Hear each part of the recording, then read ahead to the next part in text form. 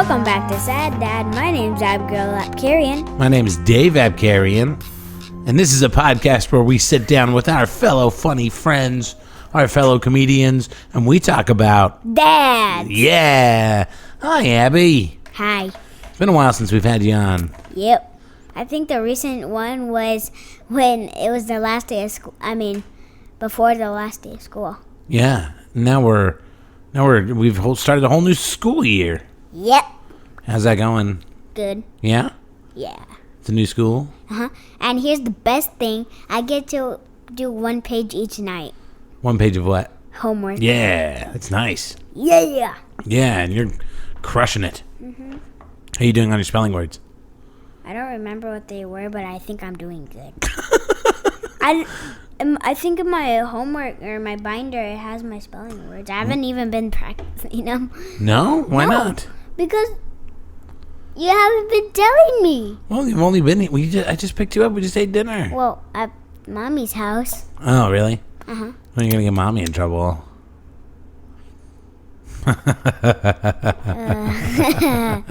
We'll practice them tonight. Well, cool. What else? I told you to think about some things to talk about before I had you on. I'm having fun at school. Uh-huh. I get to play at 2 different playgrounds. My first recess. Abby, stop. Okay. At my first recess, I get to play at one playground. And my last recess, I get to play at a different one. Well, hello. That's fun. Which is the better playground? Both of them. Both of them are the same? No. Is one better than the other? No. I just think they're both fun. Yeah. Well, that's fair. Uh-huh. That's cool. You making a lot of new friends? Not a lot. Not a lot? Why I not? still have friends, but not like a whole bunch like I was. You gotta not say those school names. Why? Because I'm supposed to say that. I'm gonna have to edit that out now. It's gonna be a whole thing. Oh. It's all right. Are you gonna go beep it out? Yeah.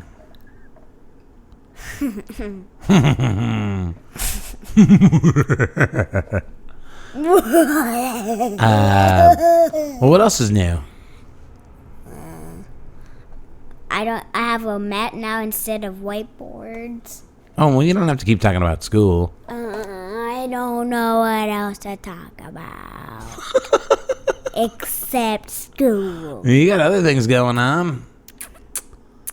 Seen any good movies lately?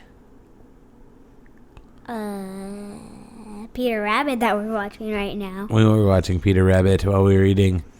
Mm-hmm. It's a cute movie. Uh-huh. Yeah. It's got the guy. It's got Hux, Admiral Hux from Star Wars in it. Yeah, The Last Jedi. The Last Jedi is Kylo Ren's friend. Yeah, he's not blowing up planets in this one though. He's just fighting a bunch of rabbits while they break into his garden. Yep. Yeah. I can't hear anything from the movie right now because I turned it all the way down. You did. I have a guest on today. Who is it? Oh, I guess I could tell you a little bit about what I've been doing. Uh-huh. Oh, man. So last night, we had the Central Valley Comedy Competition. Did you win? Well, I wasn't competing. I was a judge. Who do you think won? Well, there were 4 people that won last night. But it was hard. There was a lot of my friends that were on it. And You like, can't just pick your friends all the time. You have to pick some people. Exactly. And so I had to be they call it impartial. I had to be impartial as a judge. That was hard. Because there's a lot of my friends, a lot of people I really like, and I had to be tough but fair, you know what I mean? Uh-huh. Who's gonna be our guest today? Oh, you're ready to just move right on from all of my stuff. I'm not done talking though. Okay. I have other things to tell you. Why I cannot believe you right now. You're so sick of me talking already. No. When you had nothing to say, this is me carrying the show. That's what I'm doing. I played the new Spider-Man game. Ooh, how fun is it? It's so fun. I only played it one time. Uh-huh. I'm Ira Glass. That's another one I've been practicing. Ira Glass. He's on a show called This American Life. On this wait. Today, a story in 3 parts. I'm Ira Glass. This is American Life. Wait, This American Life. These are the stories of This American Life. Oh, fuck. I goofed it all up. Can't say the swears around you. Oh, man. Are there any impressions that you can do? Any famous people? This week, a story in 3 parts. This week, a story in 3 parts. That was still my Ira Glass impression. This week, a story in 3 parts. This week, a story in 3 parts.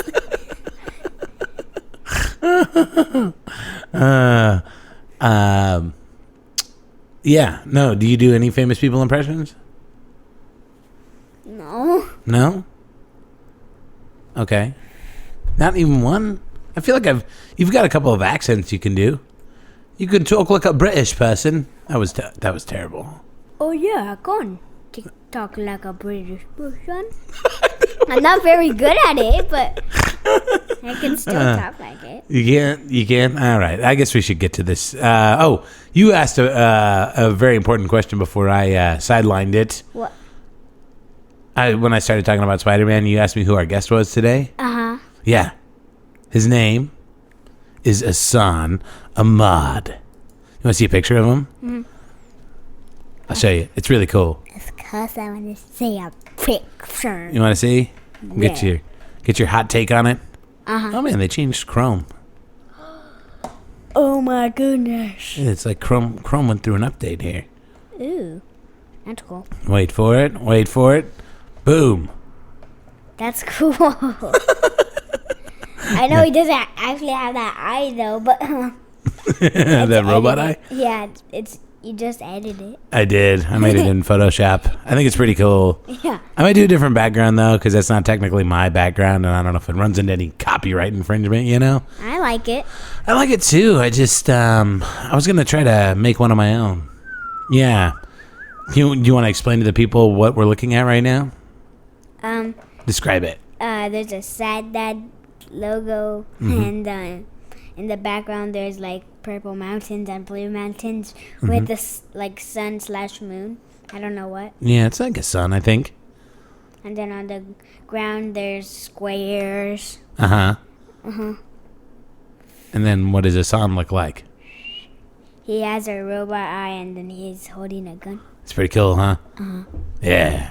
I wish I could see it right now. You wish you could see it right now? No, the people that are watching. Oh, yeah. I'll post it up on social media when I advertise this episode. But yeah, it's pretty fun. I had a lot of fun making that. And Ehsan is amazing. He's so funny. He's so funny, Abby. He's really smart. And he slept in your bed. Well, you weren't here, obviously. Of course. Yeah. Where'd I sleep if he was here? Probably in my room. Or on the couch? You can sleep on the couch. I like sleeping on the couch. You do? Well, that's perfect. Well, anyway, all right. Do you have anything you want to say to these people before we jump into this episode with Ehsan Ahmad? Nah. Nah? But can I say? Not yet. We're going to say that in the second part. Oh, okay. Okay. All right, guys. Here we go. Jumping into this. You're going to count down again? Yeah. You don't have to count. Okay, you can count down. 5. Okay, this is Ehsan Ahmad. You can keep going while I'm talking. 4, Ehsan Ahmad, everybody. Here it is. 2, Thanks for hanging around. We'll catch you on the other side of this thing. Bye.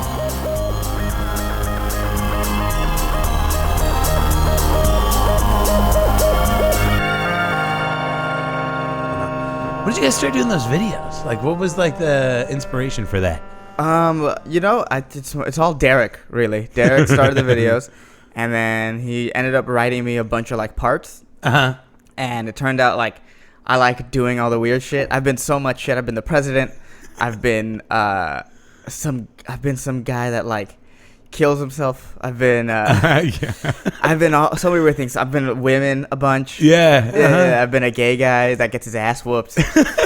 I've been so many things, so they're fun to do. And then it's since all we live in the same house and we all do the same sketches, it's all a very like creative space. Yeah. And now, you saw it. I pitch ideas and like, we can film that right now, or yeah. Well, and he gets like Derek gets so like Scorsese about it. Like it's wild. Like he's really. I mean, you have a lot of really good input, but clearly like. He has this like vision. Yeah, well, you gotta. It's his page. It's his ideas really. So it's like, you gotta follow his vision for sure. So funny. Yeah. And now I know you're originally from Cupertino. Yes. But is that where you started comedy? I mean, is there any comedy in Cupertino? I mean, not really. No, it's a very South Bay, Silicon Valley. That's what it is. South Bay area. It's not a lot of arts really. Yeah. Everyone's a computer programmer. They want their kids to be a computer programmer. Right. It's near San Francisco, where that's a big art scene. So yeah. You can get stage time. But I started comedy in San Diego. Oh, did you? Yeah, I went to school in San Diego, so that's when I started. I started in college. What's the? I mean, I know a couple of people from San Diego, but like, what's that scene like? It seems like it's like a little brother scene to the LA comedy scene. It is not. I mean, I think the best way to describe it is like AA to LA's pros almost. Oh, sure. Yeah, like you can cut your teeth at San Diego, but you still got it. It's not. I wouldn't describe it as a sister city. Okay. So much as it's close. That's helpful. Which is helpful. The scene when I was there, it's been a few years now. The scene was great. There was so much time. At one point there were 5 clubs. And one of the clubs had an open mic every night, so you could get club time every night. Yeah. And there were just so many shows. I would get up like at least 15 times a week. Oh, so it's at like least sometimes 20 plus. 50 times a week. 15 times. Oh, 15. I was like, 50 is nuts. Holy shit. No, 15. That's like 10 a night. Yeah. 15. Yeah, and that's awesome. At least 2 a night. At least. That's so cool. Mm-hmm. And is it still like that now? Do you still get down there? From what I heard, it's not as free flowy. Yeah. I mean, it's a little snapshot of the San Diego scene that nobody really cares about, but it was interesting. All like the good young rising people left to LA at one time. Yeah. So it just sort of left this void in the scene that now I'm sure they filled because it's been a long time. But for a while, it felt a little like, oh man, this is nothing like the San Diego that we started in. Yeah. Well, and I mean, that's a lot of what happens in Fresno too. I mean, like this scene ebbs and flows because guys get up and leave. Yeah. You gotta leave Fresno eventually if you want to make it. Right. In, and so in the comedy world. I mean, Danny's stuck around, thankfully, but unfortunately, the scene goes through these upswings. Like, I mean, we had, like at one point, Daniel Eachus was in the scene. Right. Daniel's an insanely talented comedian, and Kevin Tinkin, and so it's like you wonder. Sometimes I wonder, like, well, what would the scene be like if those guys were still here? Like kind of setting this like high bar. Yeah, this high bar. But then again, it's like, well, they kind of had to leave too. That's part of the process. Because you get all the time you can out of a town that isn't LA or New York. Right. Really, you can reach a mountaintop. Yeah. Yeah. At what point did you decide you're like, okay, it's time to make that move? It's time for me to go to LA. I got a job at the Comedy Store. I think that's what I went with the job, so it kind of was easy. LA, it might sound lame to say, but at the club in LA asked me to come, so I was like, oh, I gotta go. I can't say no to this. This is an opportunity. I can't say no. Yeah, it's so cool being a door guy at the Comedy Store. I mean, it's nice. It is very nice. Very nice. I'm sure it's got its downsides like any job. I mean, the job is the job. So cool. Here's the story that like I tell people with like, what's it like working at the Comedy Store? Yeah. So my first week I worked there, or first couple weeks, I was standing at the back door checking IDs. That's what you do at the back door, making sure nobody fucks around back there or whatever. Yeah. And Joe Rogan comes up and talks to me, and we talk for like 15 minutes about his writing process and like, oh shit, how he does shit and how he records shit and this app he uses and all that, and like how much time he spends listening to himself and like taking like writing stuff down based on that, and this whole like this comedy lesson almost from Joe Rogan. That's so cool. For just me and him. And then after he left, my manager came up to me and was like, that was pretty cool, but someone pooped in the bathroom and missed. So.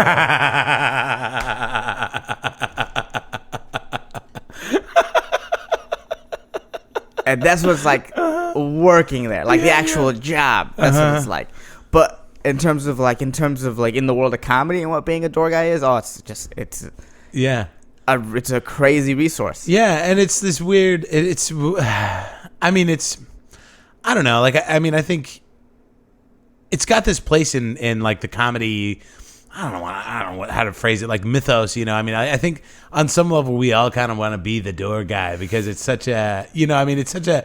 There's so many careers that have been launched from that position. You know, there is a sort of mystique behind it. Yeah. But it's like a double-edged sword. It's like people want it so badly that they don't really think past it. You know, and they just sort of, it's a place you can get stuck at too. Sure. So it's like, it's one of those, because like you would feel like you made it because all the big guys know who you are. Right. And they all talk to you, and these are highly successful guys. So you sort of feel like, oh, I'm there already. Yeah. It could be, I can see how that could kind of like warp your worldview of where you're actually at. You get too attached to it. And it's like, because it's meaningful, but it also means nothing in the long term of your career. Do you feel like you get a lot of like, do you have a lot of like younger comedians like sucking up to you every now and then because they think you can like like make some things happen for them because you're a door guy? Maybe. I don't know. I'm pretty quiet about shit, so I don't really. I keep to myself a lot, so I don't. Sure. I don't really notice when that happens. I'm sure it does from time to time. Yeah, but small things like sometimes I'll have a set and people will be like, "Oh man, that was such a good set." And it's like, you don't have to lie to me. I was there. You don't have to. Not every set has to be a good set. It's fine. You know what I started doing? Because I mean, when somebody does bad on stage, I've changed it from "Hey man, great job" to "Hey, I liked your stuff." Yeah. You know, like... Well, you know, that's part of the game is sometimes you have to tell people that didn't have a good set. Hey, good set. Like, that's everyone kind of knows that's part of it. Yeah, right. But it's like sometimes I can tell, it's like, you don't have to say good set just because I'm a door guy. I don't need that. Yeah, I mean, I can still like you. I can still like your stuff and you can still bomb. So I feel like I'm still factually... I'm not lying to this person. Right. You know, you just had a bad night. But yeah, and how much stage time do you get being the door guy? I mean, you definitely get less time than you would not being a door guy. Sure.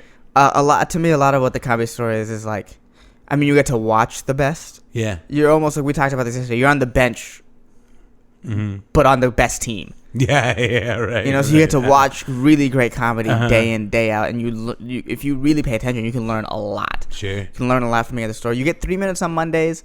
You get to cold open like the regular shows once every couple weeks. Yeah. And every once in a while you get a development spot, sometimes cool. outside producers, because we have outside produced shows come in. Yeah. And they'll put you up if they like you. Oh, that's rad. So you get up probably on average twice a week for about 8 minutes a week. Oh, okay. Yeah. On the biggest comedy stage in the world. Not bad. Huge. It's pretty huge. Yeah.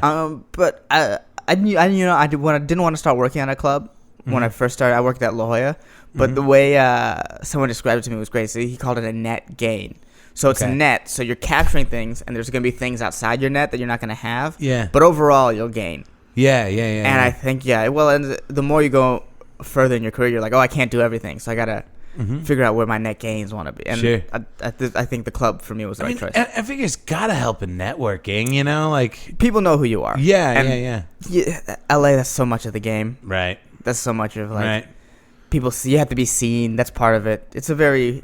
I'm not the best at, like, I'm not very social. Yeah. I'm the best at networking, so it's like, or whatever that is. But like being a door guy at the store kind of takes care of a lot of.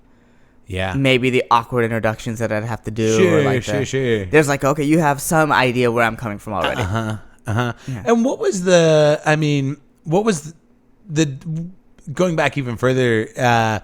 What was like the point at which you decided you wanted to be a comedian? I mean, were you always like into comedy growing up, or? Yeah, as a kid, I was always into it, and I always thought like, oh, just don't tell anyone or whatever, because it's a dumb idea. Like, who tries to, especially people from my background, we're all doctors, lawyers, engineers. A comedian, Yeah. But I remember like even like having thoughts as a little kid. Me and my family would watch like Home Improvement, and I'd be like, oh, it's weird. Like, I was like 6, but I'd be like, oh, it'd be interesting. How do you write one of these? Right. So I was always sort of just interested in that world. And then in college, I was miserable in college. I didn't want to be there. Yeah.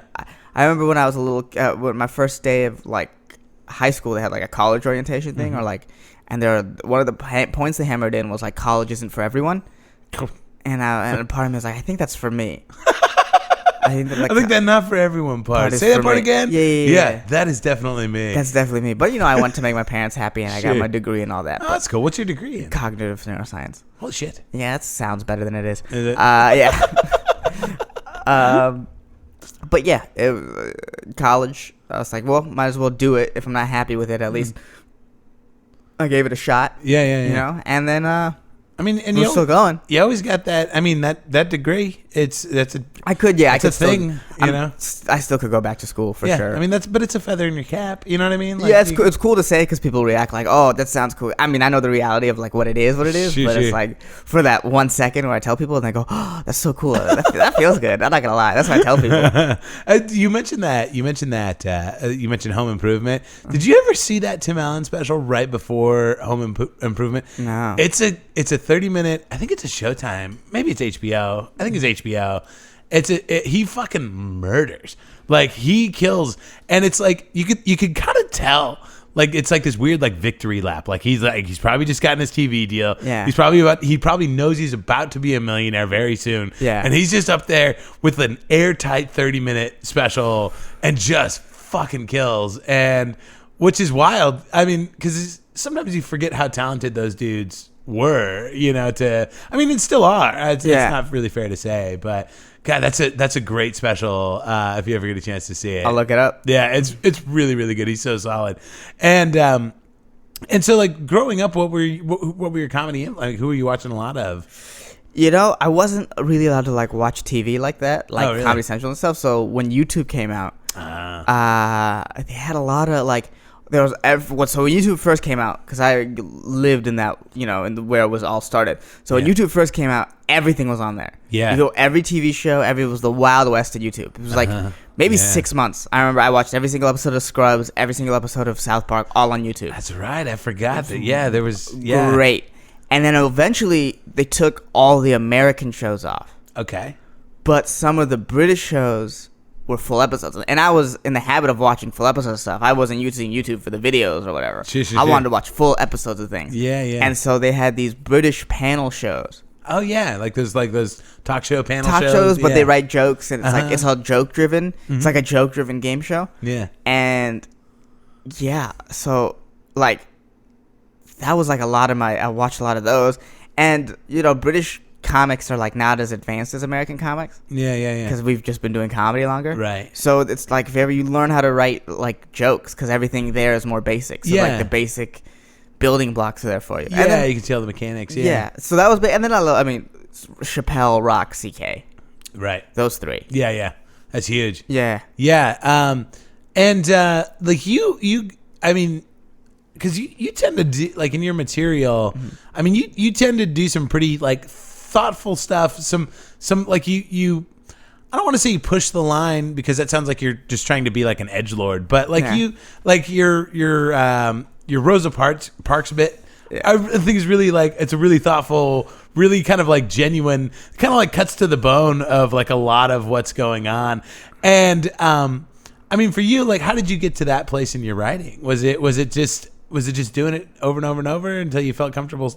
Yeah, I mean, I've always thought like, even with my group of friends, it's like, what's the wrong thing to say about the right situation? So the Rosa Parks thing was like, oh, how do I find a way to kind of shit on her? Yeah, right. Yeah. But in a way that's like true. So it's like, I guess like that's how that developed. But I think more so is like, because I used to, when I first started, you're edgy for the sake of being edgy. Right. And then I just tried to write normal jokes and like about normal things, and doing that sort of helped stuff like the Rosa Parks bit. Right. Because it's like, oh, okay, I can make a normal, sell it like a normal joke, and I have normal jokes around it. So it's like, I'm not just being edgy for the sake of being edgy. And then like, here's like, and it was like an actual legit thought I had. Yeah. I heard someone say that. Yeah. And I was like, come on, man, you gotta. You gotta put yourself in that situation. Yeah, right. Right. And I mean, and I think it's it's a very thoughtful critique on society and what it all really means and what. I mean, I guess I don't want to. I'm sorry for like ruining the bit. I meant more in like in that style. I'm sorry if I. That's okay. The people listening have no idea what the bit is. Yeah, it's probably. Like, Either way, I've just always found your material to be like very thoughtful in that way as far as the social commentary goes. I'm in my own head a lot, I think that's just a result of that. Really, you're a ferocious reader. When I get a book that I'm into, yes. The older I'm getting, the less I'm reading. Sure. You know, but I'm okay. So I guess when I was a kid, I read a lot. Yeah. College went away because I was forced to read, and I hated that. Yeah. But then, especially every time I'm at your house, you have these books that are like interesting. And I don't read a lot of sci-fi. Oh, sure. You know, I was never into that sort of genre, so it's like this is like a whole new world, and it's like interesting, like philosophical questions that come up. And, right. Yeah, but like so when I'm in a book, like I could. So right now you let me Old Man's War. Yeah. If I really wanted to, I could finish that in the 2 days I was staying here. Yeah, for sure. yeah. Absolutely. Yeah, dude. Yeah, and I'm glad. I'm glad you appreciate it because, I mean, I go through that. I deal with that a lot too. I was just because I read that there. Stephen King has his book like about writing, and there's a great quote from that book where he's like, you can't expect to be a writer unless you're a reader. Yeah, that makes sense. And I was like, God damn it, I'm not reading enough. I'm like, fuck. All right, let's go find a book. Yeah. I read a lot still. Like I play like more like sports shit online. Yeah, but I mean, like I think like in the aggregate, like based on like dumb Reddit posts that I read all the way through, and if you want to count comment sections, yeah, that's fair. I read a lot of that. I read so much, but yeah, I was like, man, I gotta like because that's what we do. We write, and I'm not doing enough reading. Yeah, and so I got to get better at it too. And like sort of like podcasts and audiobooks have like taken the place of physical reading. Yeah. But there is something about actually reading a book. I think so. You're like more put into the world of that book. Like I'm completely lost in whatever world I'm in when I'm reading. Whereas a podcast or an audiobook, I'm doing other things. I play a lot of video games to podcast. Yeah, like, that's what I do. That too. I listen to podcasts and just play a video game to pass the time. But like when you're reading, you can't. You have to physically turn the page. You have to physically engage in the words. So it's like, Yeah. I mean, and it's funny too. Like if you're doing that podcast thing plus the video game thing, it's funny how you start to like associate the podcast with the video game anytime you listen to it. I don't know if you've ever encountered that, but there's a couple of podcasts I cannot listen to without thinking of the Lord of the Rings Shadow of Mordor. Like, I'm not like a very big gamer. I've always there's one game I like, and then I play that game until no one else plays it, and then I'll go on to the next game. Yeah. So right now I play Halo 5 when I listen to podcasts. Oh yeah. I just play that. I don't care about buying other games. I'm just like, okay, this is a good way to. This is something to do while I listen to a podcast. Right. You know, because if I just listen to it, I'll fall asleep. Sure. Yeah. And then it's like, what do you do with your hands? Yeah. You know, like what do I do with my hands if I'm listening to a pod? You know, because I think that was more of a thing back in like the 30s and 40s where you would just sit around the radio like you would sit around the TV now. But the idea of like me just sitting there doing nothing, listening to a podcast. Like, I mean, I feel like if somebody were to walk in that moment, I'd jump up and be like, oh, like I'm doing stuff. Like, it's just I'm cleaning my room or something. Yeah. It's almost like embarrassing. You have a great podcast. Spoil the Beans. Yeah, I mean, so funny. I like doing it a lot. It makes me. So the premise of the podcast is I've never seen most movies. Yeah. And my friend Derek, we talked about earlier, has seen so many of them. So he just describes the plot of a movie to me that I haven't seen. Yeah. And they're like big movies. Like because of this podcast, I watched Jurassic Park for the first time. That's wild. Yeah. Men in Black for the first time. I watched Ferris Bueller's Day Off. And then like a lot of like these niche movies that I would have never heard of that I end up liking, like The Five Heartbeats. Oh, yeah. Stuff like that. Cloudy with a Chance of Meatballs. I ended up really liking that movie. I actually really like that movie, too. I watched very that with funny my daughter. movie. Yeah, it's a silly movie. It's just pure fun. Yeah. But it was all through the podcast. And it's a lot of fun to do because we, like, riff throughout the characters. We really, like, shit on some of these movies because, like, just hearing them, like, said to you like that or said to me like that is, like, you get to sort of like really see like plot holes in a way that you couldn't if you're in the world because there's no world building. It's just however he describes it. Right. So sometimes I'll be like, but what about this? And he'd be like, oh, I never thought of that. That doesn't make sense. Yeah. You know? It's a lot of fun to do. Derek is so good at what he does. The voices and like, I mean, I don't want to like, I guess you sort of play the straight man, but not really because you riff right back with them, and you always have some. I mean, you always have because you're looking at it so objectively. Yes. Like you're not emotionally involved in the movie yet at all. No. Whereas Derek has just watched the movie. He's all fired up about the movie, and he describes every movie like it's the best movie ever. He really does. Yeah. Like I found myself. God, I can't remember what episode it was. It was a movie I had seen a million times and was kind of like iffy about. Yeah. Maybe it was like Bad Boys or something. And after like listening to Derek describe it, I was like, God damn, I gotta go back and watch that movie. Like, I didn't care enough. You know, I didn't know. I was so. Generally, because the start of every podcast is the review of the last week's movie, because I have to watch it in between. Right. And generally, I like Derek's description of the movie more than the actual movie. There are a couple ones where the movie was better, like $1 Million Baby, the movie was better than his description. But Sure. they had to be movies like that. Yeah. Because then otherwise I'll watch a movie and be like, oh, I was just excited about how excited Derek was for it. This movie sucks. and does that go back to your childhood? Like the fact that you haven't seen a lot of movies, or Yeah, my parents were very strict and controlling on what I watched. So a lot of movies weren't like, appropriate for kids. Sure. And then I just sort of, you don't grow up watching movies. In college, I didn't like seek it out. Right. And I guess just one day we were just talking about it, and he was describing a movie to me that I hadn't seen, and I was like, oh, this is fun. Yeah. I think other people will enjoy it. And we were like, oh, okay, this might be a podcast. Yeah, it's so fun. I love it. Yeah, it's called Spoil the Beans. Check it out, you guys. Yeah, and there was one more question along those lines. I'll circle back around to it. It's the worst part of interviewing is I kind of like have to be here, but I also have to be thinking ahead. But you're Ehsan Ahmad. Yes. Hi. This is a show where we talk about our dads. Okay. And I hear you have a dad. I do have a dad. Yeah, dude. Yeah, contrary to popular belief. No. And I always like to start when we get into it. I kind of like to start at the beginning. So, where'd your dad grow up? My dad grew up, I believe the village is called Gorashal. Okay. In rural Bangladesh. Oh, wow. Yeah, my dad said like rural. The first time he had electricity was in college. Whoa. So he's lived this like he would go to school with no shoes. To brush their teeth, they would break off sticks and then use the sap to clean their teeth. So it was like really rural. Yeah. Exceedingly rural. That's wild, dude. Yeah. And was he what was his? Did he have a big family, small family? He's one of 9. Wild. Yeah. Wow. And what was did they have like a family business, or what was? My dad's very tight-lipped on everything. Yeah, a lot of Asian parents are. A lot of Asian parents, especially ones that come over, don't really talk about. Wild. Yeah. His dad was a school teacher, I believe. Oh, okay. Yeah. I got you. And then his mom,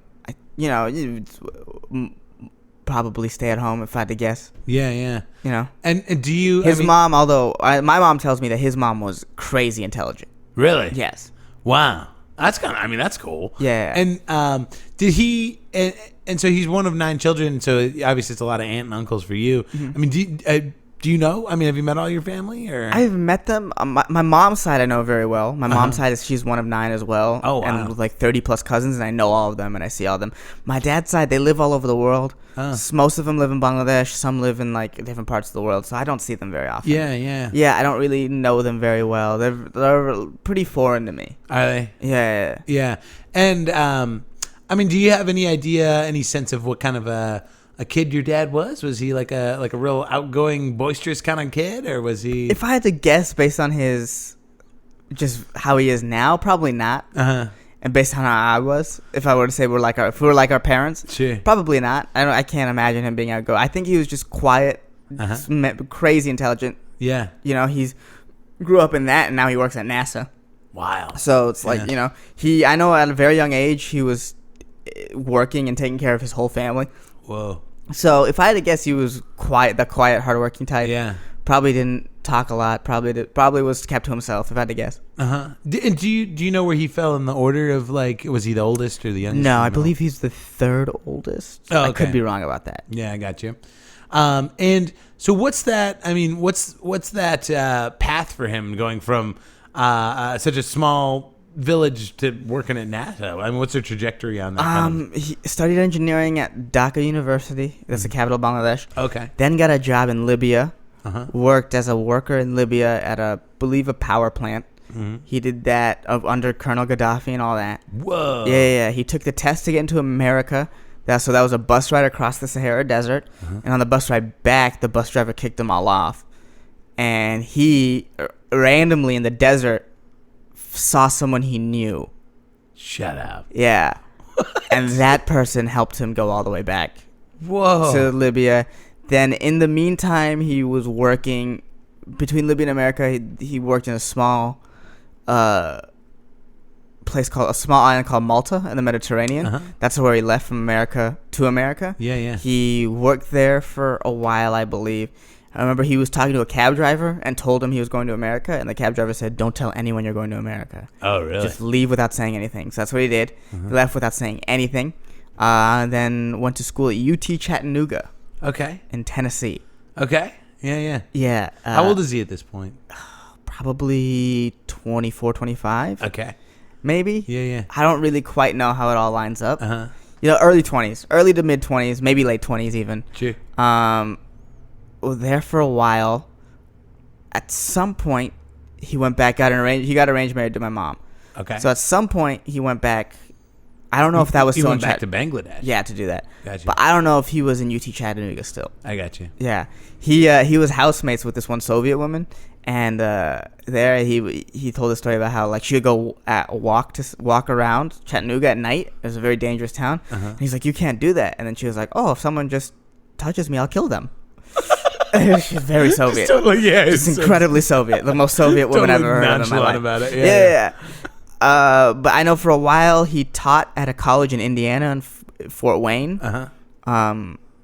And then UC Davis, he taught for a while, and then got the job at NASA. It's all, I don't know the timing of all that. Yeah. And they're all in there somewhere. Because I know when I was a very little kid, I lived in Indiana for a little bit, so I don't really know where everything falls into place. Well, let's backtrack a little bit because I think the idea that your parents were in an arranged marriage. Yes. That's wild, at least, to my ignorant Western self, but it seems to have worked out great. Well, arranged marriages never end in divorce. That's Really? one of the things. No, they never do. It's like 97% of arranged marriages last all the way through. Holy shit. Yeah. I mean, I've had a couple of buddies that have.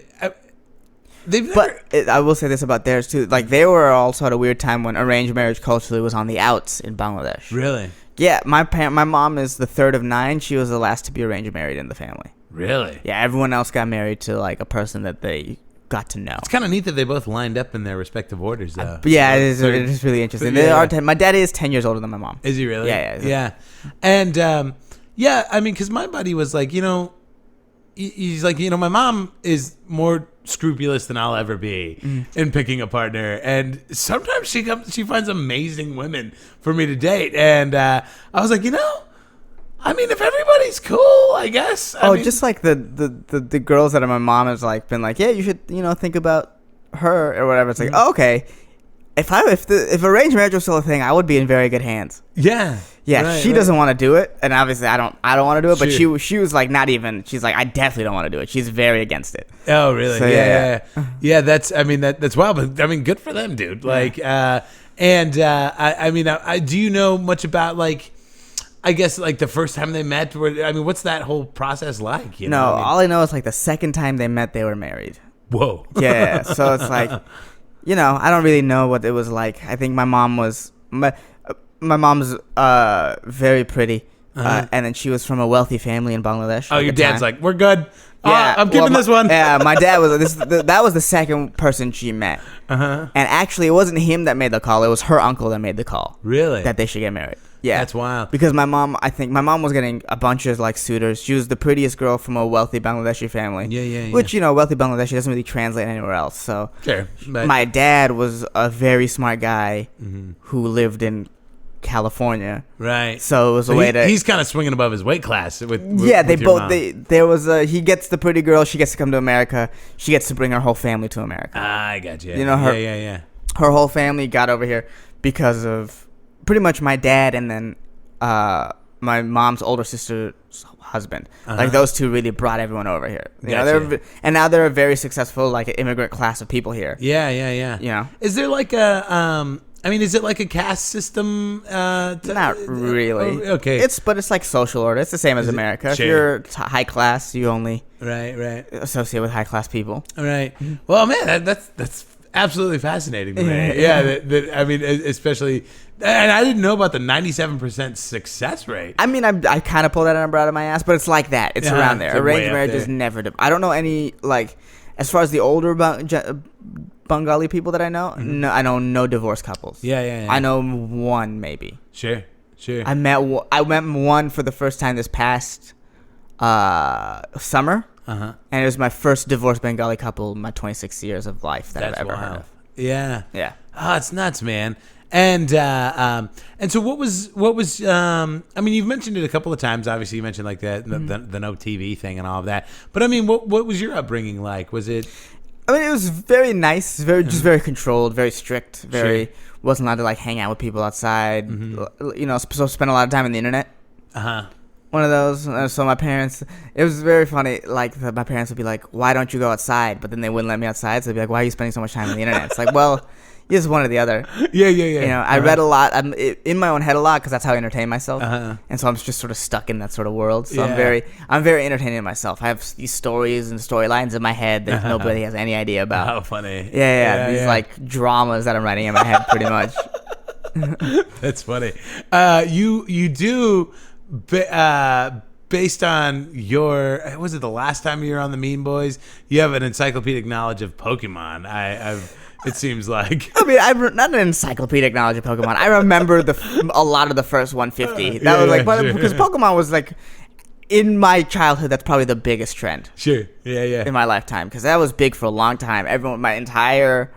Pretty much my entire elementary school was Pokemon. That was huge. So it's like I remember I played a lot of the games. So I remember the first 150 pretty well. Anything past that though, a lot of the new ones gets a little fuzzy. Yeah, it's not for me anymore. Yeah. It stayed for little kids I grew up. And I don't want to sound judgy in saying that because I was just talking about the Hulk.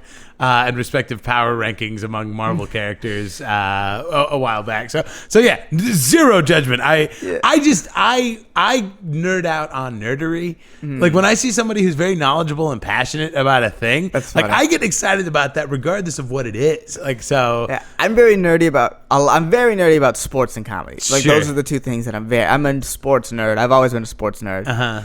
When I went to college, it sort of like dropped down, and I know less. I used to be like into everything. I would know what's going on. Now, less so because I do comedy more, and comedy and sports sort of overlap in their timing. Sure. So that's gone. Where did the love of sports come from? Did you play sports growing up? Dad loves sports. Oh, okay. Yeah, he would watch. He would turn on. We would watch baseball all the time. We would watch football all the time. Football he soured on. Because he told me the story how he watched in Philly, Michael Irvin took a big hit and was like, looked like he was dying on the field, and like the Philly fans were cheering, and my dad was like, "Oh, what is this?" You guys are animals. Yeah, so my dad, it was funny because he doesn't watch. He's like still cares because he asked me like, "What's happening with the Giants and the Niners?" Because he knows I watch it still, but he doesn't watch it anymore. He hates Philly fans. He has a grown hatred of Philadelphia sports because of it. Yeah, it's very funny. I mean, good for him. I mean, I get it. It was they were being gross, and he called him out on it. Yeah, he just feels strongly. So we were talking about the last Super Bowl, and I was like, "Yeah, the Philly played great." He's like, "Oh, I hate Philadelphia. I hate him. Who's his team? Oh, we're Bay Area sports. So Niners, Giants, Warriors, Sharks. I remember going to Sharks games as a kid. This is going to be a dumb question, but I was thinking about the baseball thing. Is Bangladesh one of the, like a cricket country? It is a cricket country. Yeah. Okay, gotcha. That's our sport. Do you feel like that was part of the appeal of baseball to him? Is it's kind of like American cricket? Yeah, I just think because if, like I said, if you were like our parents, I was like, I think my dad just liked sports, and that was what was on. Yeah, and that's and it's pretty close to cricket. Sure. It's the closest we have to cricket. But yeah, I just think he would. I think he would have liked baseball regardless. Yeah. It's just you plopped him in. Sure. And like, and your relationship with your dad, I mean, obviously sports was something you connected on a lot. Yes. I mean, was that a nice bridge for you guys or did you guys have other common interests too? Yeah, that's really the only main common interest. I think I befuddle him. Do you? Yeah. It's like, why would you want to do what you're doing? You had an opportunity that I never had to do stuff I never had to do, and you want to do comedy. Sure. So I think I like confuse him a little bit. Yeah. I mean, he's still as supportive as he can be. Sure. So he's not like actively trying to get me to stop, which I appreciate. He respects that. So yeah. But we just, I think, grew up in very different worlds. Right. So I don't know how much we actually have in common. We probably think alike. Yeah. We probably have a great want. So, like, my drive, to me, the way I see it is, like, my drive to want to be, like, a great comedian is probably the same drive he would have to, like, go from... Now, his journey, of course, I think is much greater than what I'm trying to go through. But, like, to go from where he grew up to America, it must be, like, he must understand, like... In my mind, he understands at least the level of drive that I possibly have. Sure. That I'm like, I'm not doing this as a game. Like, I have that level of intensity for what I want to do. Right. I mean, that's fascinating. And now, I know because you would be first generation. Yes, right? I'm first generation. Do you ever find yourself like in that weird space where you're kind of straddling the old and the new worlds? Or I don't think I'm brown enough. I say that all the time. It's like, I think I struggle with how brown I am sometimes. It's like, I'm not. Maybe there's other first generations that feel this way. It's just like, am I turning back on the culture, or am I just being me? Right. And that used to really bother me, but now it's like, well, it is what it is, and I'm more conscious of it. And then I'll try to, like, I'll go to more family events than I used to. I'll go to more cultural events than I used to, just to be like, this is a part of me, and I shouldn't, like, turn back on it. But I'm not, like, it doesn't bug me anymore. Right. It's like I am who I am. And I think and just talking to a lot of first generation kids, especially like in the area I grew up, they feel the same way. So it's like, okay. Yeah. So it's just like this weird thing, because they are two very competing cultures. Sure. Absolutely. One is, the American culture is very individualistic, and then the Asian cultures, I have all of them, the hammer that sticks out, the nail that sticks out gets the hammer. So you're supposed to conform, you're supposed to play your role, you're supposed to, the number one thing I get told by any Bengali people is like, what will other people say if you do this? That's a big thing in the Bengali culture, is what will other people say? Yeah. That's interesting. Yeah, that's very, like, it reflects badly on my parents if I do something.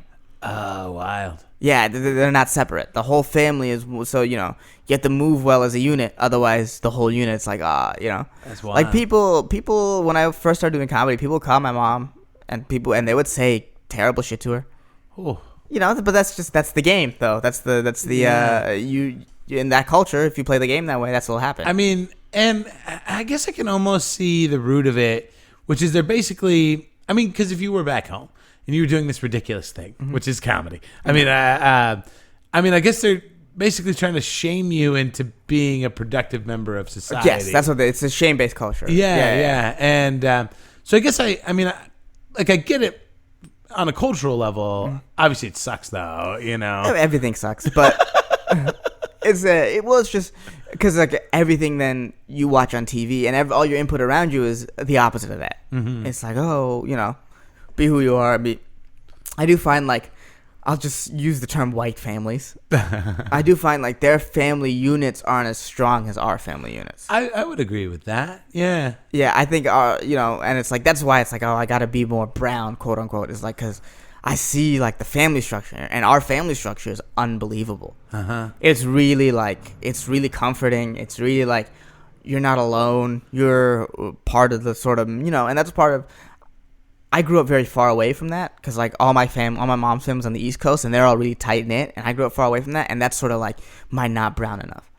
If I lived in New York with them, I don't think I would have been a comedian. I think I would have been effectively shamed. Or not shamed, but effectively nagged pretty much into being a doctor. Browbeaten and negged into being not a doctor. doing, yeah. Yeah. Oh, that's interesting. But since I lived far away from the family, they didn't have that sort of strength over me that they would have in the East Coast, for sure. And now you're well into it that it wouldn't. Now I'm at the point where, like, people think it's kind of cool. Yeah. Yeah, I've reached that point where, like, I'm not, like, no one's, like, super happy about it until I become famous. It's one of those, like, they'll give it. They won't really give a shit until you're the golden child, and everyone's like, I've been your fan forever. Then you're the most famous Bangladeshi comedian of all time. Then that becomes part of the thing.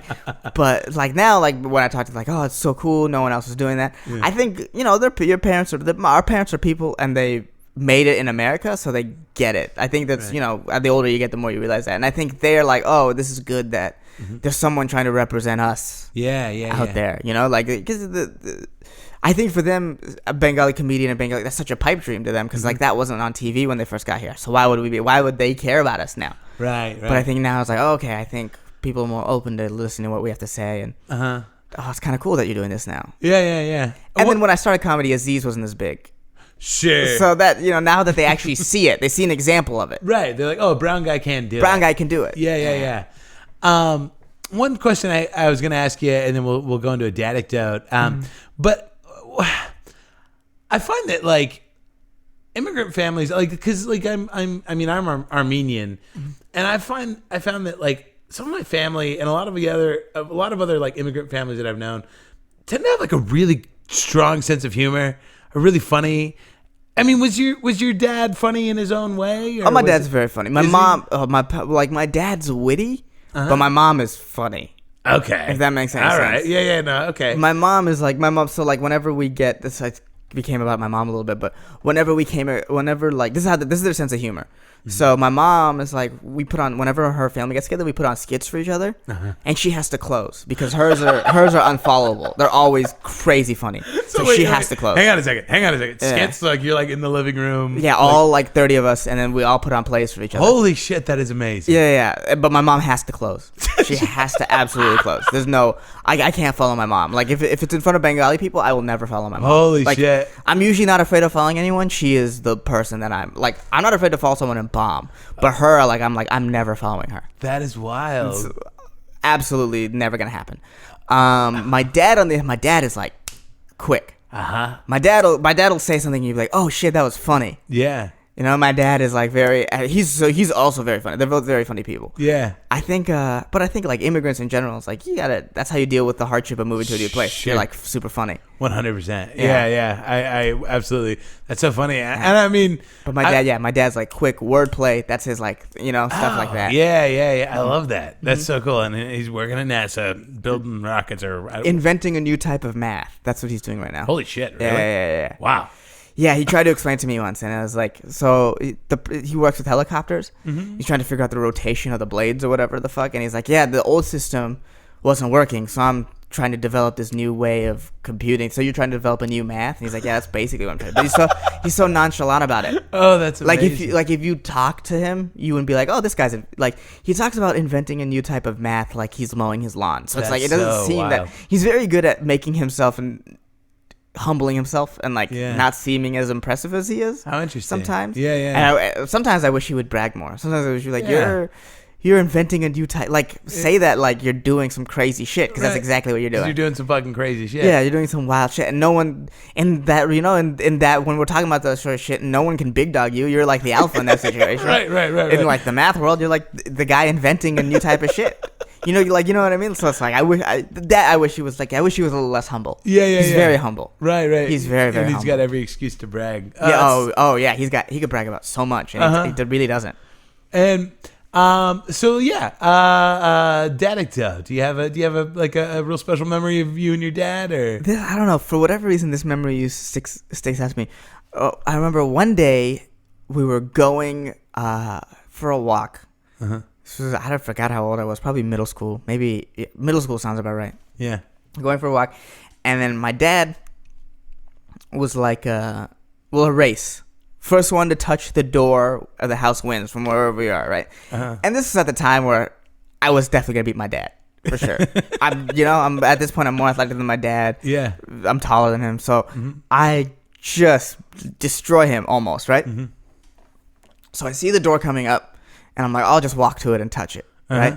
And out of nowhere, my dad, with this burst of speed I've never seen before, from far away, I'm not even paying attention, runs up on me and beats me to the door, like last second. That's how far away he was. Whoa. And that's how far I was walking. And he beats me to the door last second, and I felt that'll just always stick with me. Yeah. Just you got to finish what you do. You got to finish what you do strong. Follow through. Especially when you see the goal. That doesn't mean slow down. The goal means like you gotta keep going for it, because somebody who sees you slow down is gonna be like, oh, I got this. Yeah, no shit. Especially when you're going against somebody like your dad who has lived that life, you know. Yeah, and you can't say anything because he beat you.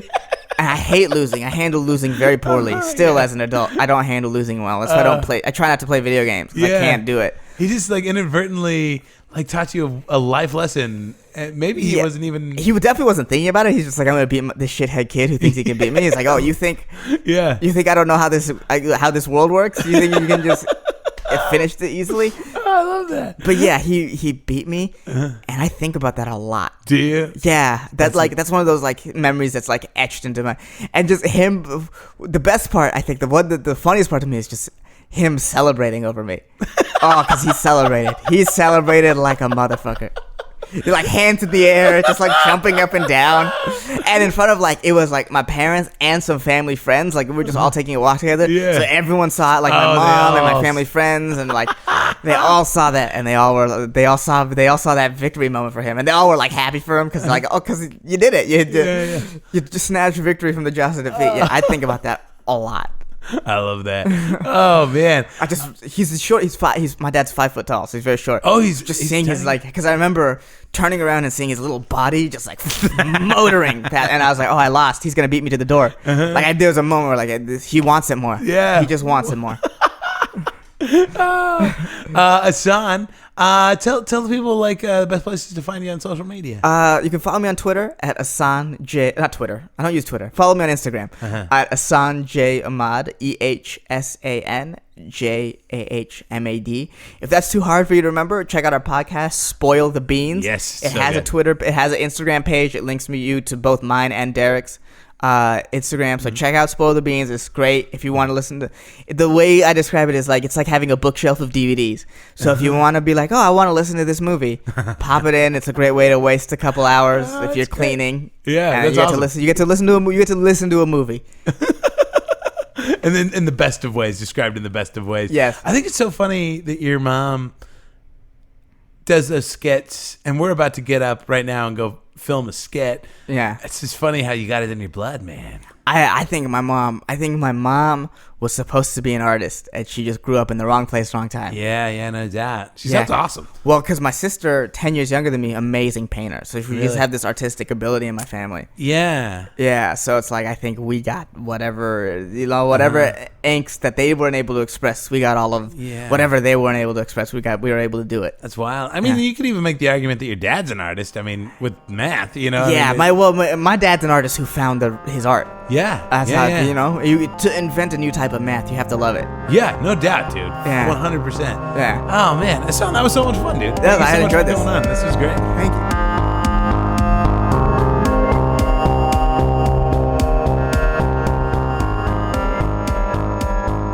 And welcome back. Yeah, that was Ehsan Ahmad. Mm-hmm. It's pretty cool, huh? Yeah. Yeah. Mm-hmm. You didn't listen to the episode. You don't know what we're talking about. But No. you at least know what he looks like. Yeah. You know that he has a robot eye. Yeah. That part's not true. Yeah, so that's great.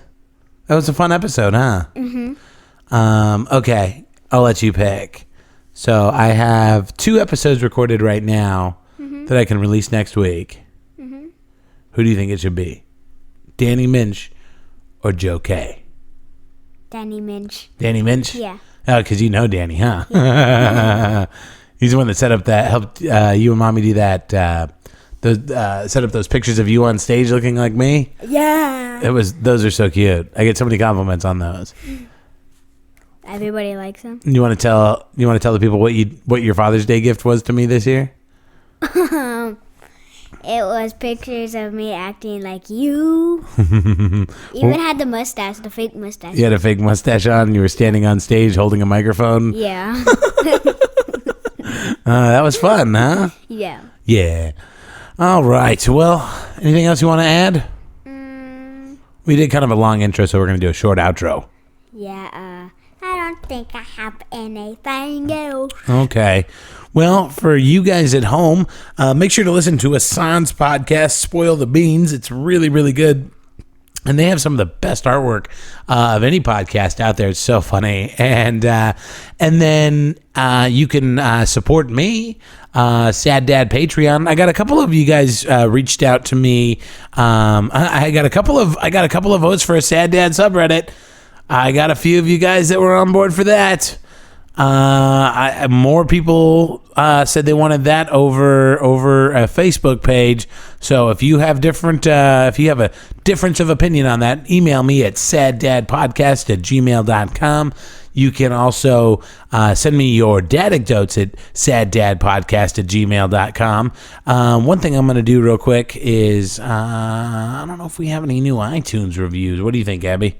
I think at least one. I hope you're right. Okay, fill some time for me. Just tell them a thing. I don't know. I'm learning math in school. That's cool. That is cool. You like math? Yeah. Yeah. Sorta. Sorta? Yeah. What do you like about it? We don't get to, we are still adding and subtracting. We don't have, like, multiplication yet. Yeah, multiplication's easy once you figure it out. Oh.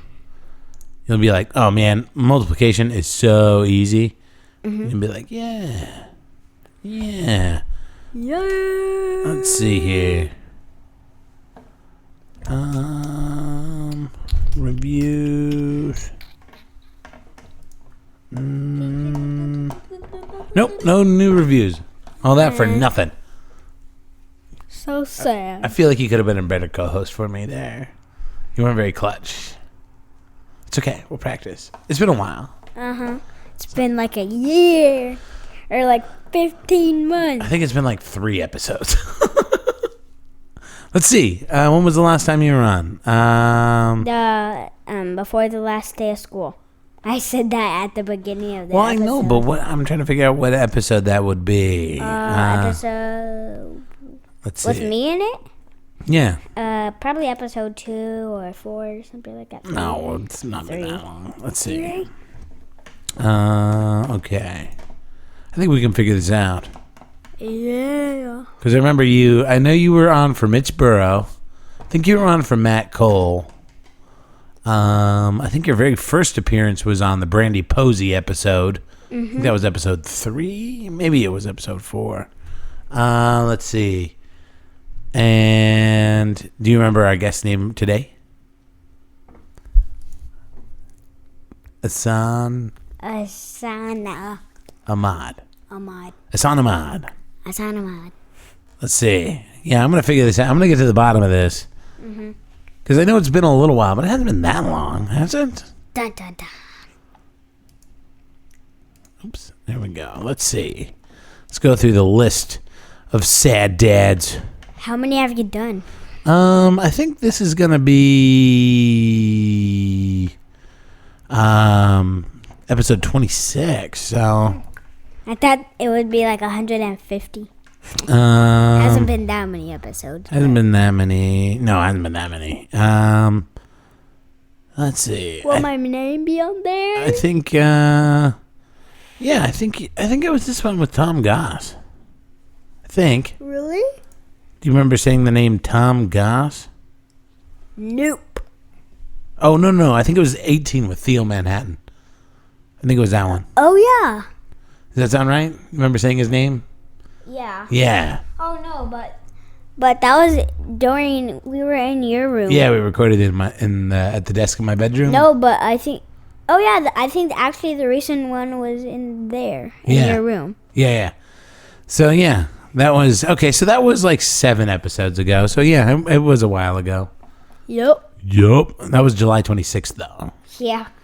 Yeah. Wait a second. At school, I thought we were released at January 7th. Well, let's see. No, you mean June? Yeah, June.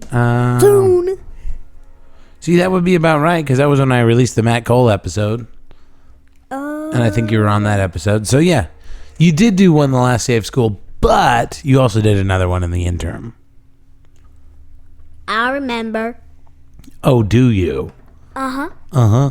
You got to go take a bath, huh? Did you wash your hair last night?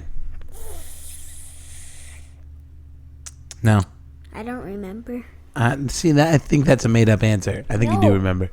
I don't. You don't remember drying your hair? No. Why are you smiling like that? I don't know. Abigail Abcarry. But I didn't dry my hair, but I don't remember if I took a bath last night or not, or a shower, or whatever. You don't remember if you took a bath at all? No.